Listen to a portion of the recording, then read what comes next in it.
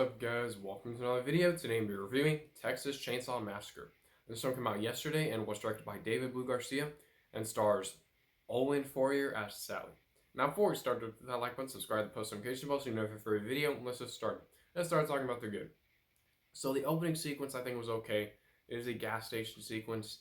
I think it works for the film. It kept me engaged for a little while. That's why it's okay. It could have been a better sequence, but I thought it was okay. The cinematography, which of course includes shots, the cameras, the lighting. Again, it's okay. I think the lighting is very sort of reminiscent of what could have been reminiscent of Fear Street. I think they could have used what they did with Fear Street and implemented into this film in terms of cinematography, and I think it could have been much better and much better to look at visually. So the cinematography I think was okay.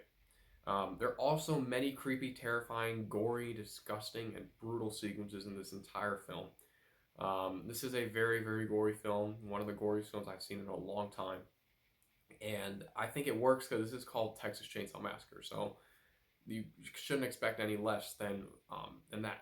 And I think it delivers on the gore factor of this film. The atmosphere. There is a good atmosphere that's present throughout the entire film, well, most of the film. It is creepy, so it has that creepy atmosphere throughout the town. And I think it works because, of course, it's a creepy film that's about a guy, a maniac with a chainsaw murdering people. And it needs to have a creepy atmosphere in order for it to work for me. And I think that aspect of it worked. The return of Sally, who was played by Olin Fourier, it was fine. I didn't watch any of the Texas Chainsaw films. I've only seen a little bit of the other one, of the first one. But I don't know who this character is. So it didn't really have an impact on me. But I think what they did in terms of how they presented the character, I think it worked. And I think it would work for fans of the original Texas Chainsaw Massacre.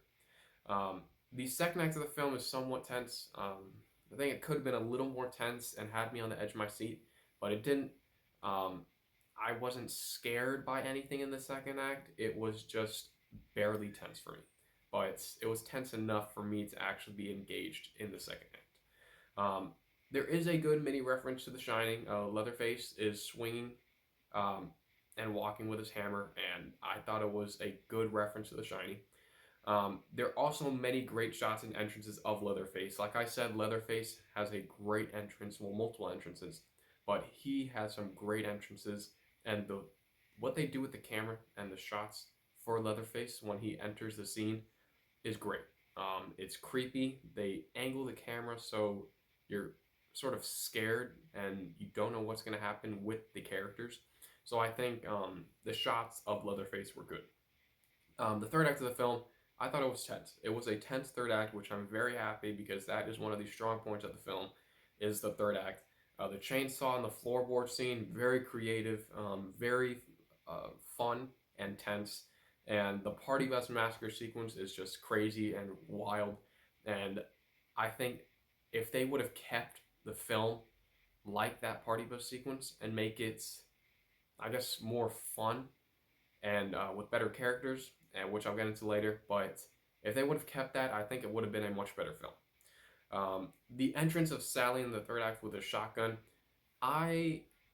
again, like I said, I know who Sally is, but it was awesome. It was awesome. She comes in with a shotgun, and even though I didn't know who the character was, she just looks awesome. So I thought it was a good entrance. And the final battle, I think, was fine.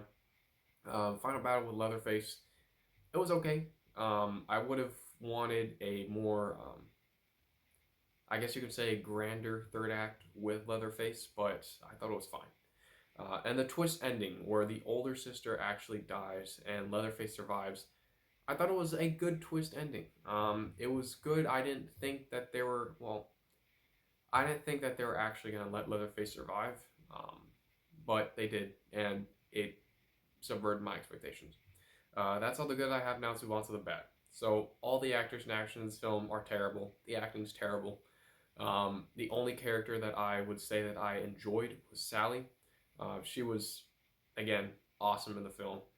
Very entertaining. The other characters, I did not care whether they lived or died. The first act of the film does not set up the characters well enough, and going back to that first point that I just mentioned, the reason they don't set up the characters well enough um, has to do with the character development throughout the entire film. The character development is a major disappointment for this film. Although I knew it was going to happen, I knew I wasn't going to care about the characters. But when I did not care about the characters and I didn't give any character development, it was sort of like a letdown. And there are also many boring sequences in the film. This film has a lot of boring sequences where I was just bored out of my mind. I know what they were trying to do with those sequences. I guess they're trying to make some tense sequences more tense than they needed to be, which I think added to me feeling bored throughout a lot of the second act of the film.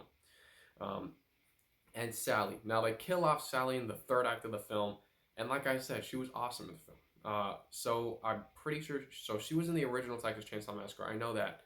Um, I don't know if it was portrayed by the same actress or whatever, but they bring her in this film just to kill her off, and I don't like that at all.